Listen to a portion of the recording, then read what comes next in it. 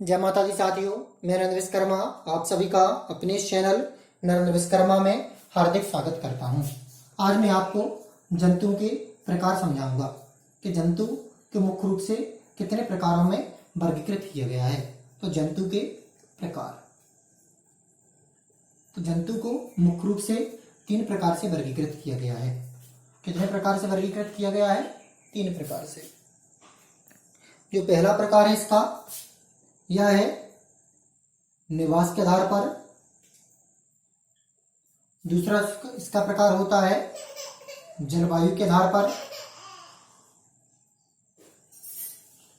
और तीसरा प्रकार इसका है प्राकृतिक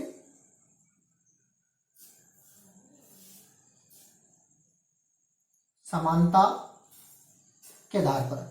तो जंतु को मुख्य रूप से कितने प्रकारों में वर्गीकृत किया गया है? 3। पहला निवास, दूसरा जलवायु, तीसरा प्राकृतिक समानता। निवास के आधार पर जो जंतु होते हैं वह निम्न 4 प्रकार के होते हैं। कितने प्रकार के होते हैं? 4 प्रकार के। पहले जो होते हैं वह है जलचर, दूसरा प्रकार है थलचर, तीसरा प्रकार है नभचर, चौथा प्रकार है उभयचर।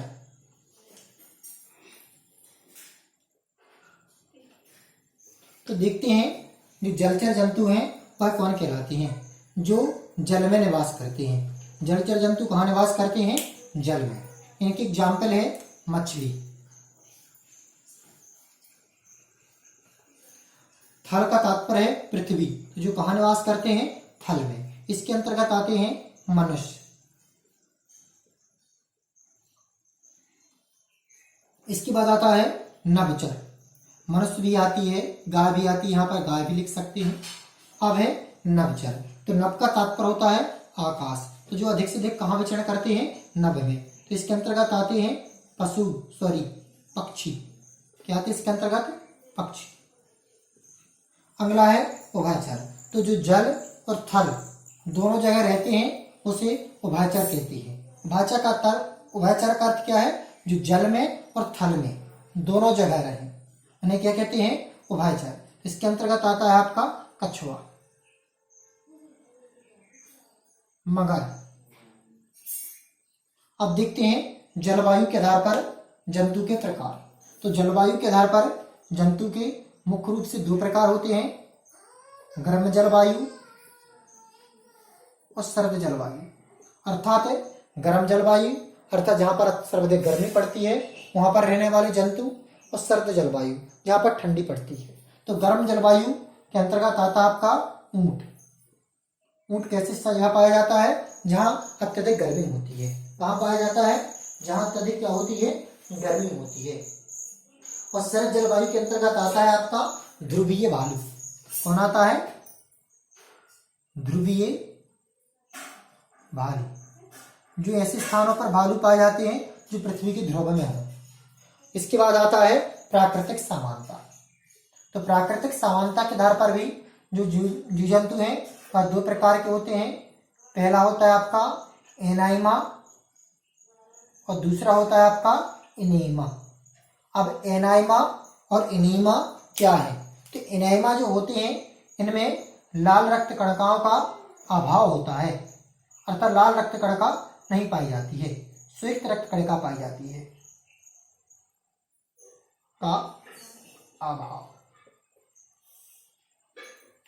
और जो इनेमा होता है इनमें लाल रक्त कणिका पाई जाती है।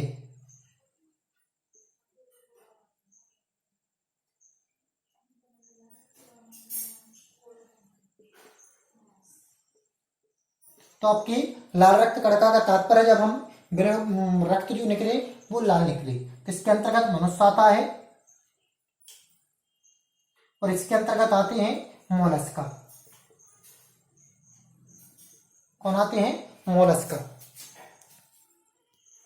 तो जो आपको मैंने वर्गीकरण समझाया है, या वर्गीकरण में आपको बता चुका हूं, जंतु के प्रकार का जो वर्गीकरण है यह निम्न आधार पर बांटा गया है।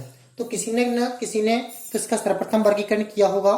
तो जो आधुनिक जंतु का जो वर्गीकरण का श्रेय जाता है, अर्थात जंतुओं के वर्गीकरण करने का जो जनक आधुनिक जाता है तो वह जाता है आपका कैरोलस लिनियस। किसे जाता है? Carolus Linnaeus.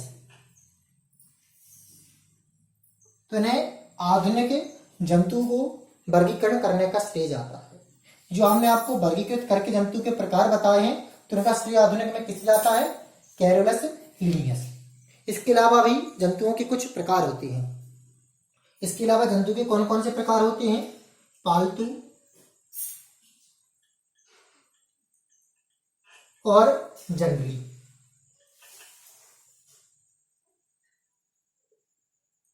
तो जंगली के अंतर्गत जो आते हैं वह आपके मन जो हम जिन्हें पालते नहीं हैं, जो जंगल में विचरण करते हैं, अर्थात हम कह सकते हैं शेर। जो पालतू के अंतर्गत आते हैं या पालतू के अंतर्गत आते हैं आपके कुत्ता, गाय आदि, जिन्हें हम पाल सकते हैं। और इसके अलावा जो वर्गीकरण है और भी विभिन्न प्रकार के वर्गीकरण बताए हैं। ये मैंने मुख्य रूप से जंतुओं के जो प्रकार बताए थे 3 आधार पर वर्गीकृत किए गए: निवास, जलवायु, प्राकृतिक समानता। इसके अलावा भी पालतू और जंगली पशु होते हैं और कशेरुक और आकशेरुक होते हैं। कशेरुक और आकशेरुक। अब कशेरुक जंतु कौन से हैं और आकशेरुक जंतु कौन से हैं? तो जिनमें रीढ़ की हड्डी नहीं पाई जाती है। रीढ़ की हड्डी पाई जाती है उसे कहते हैं कशेरुक। उसे क्या कहते हैं? कशेरुक। और इनमें रीढ़ की हड्डी नहीं पाई जाती।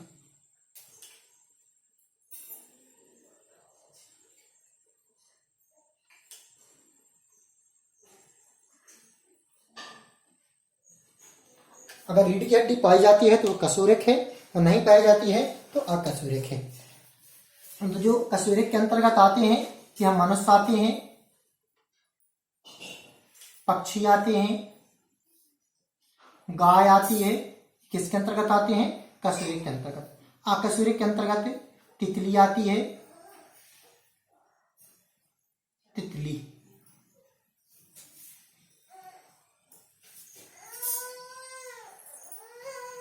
और कुछ कीड़े मकोड़े आते हैं, स्पंज आते हैं। तो ये किसके अंतर्गत आते हैं? अकशेरुक के अंतर्गत।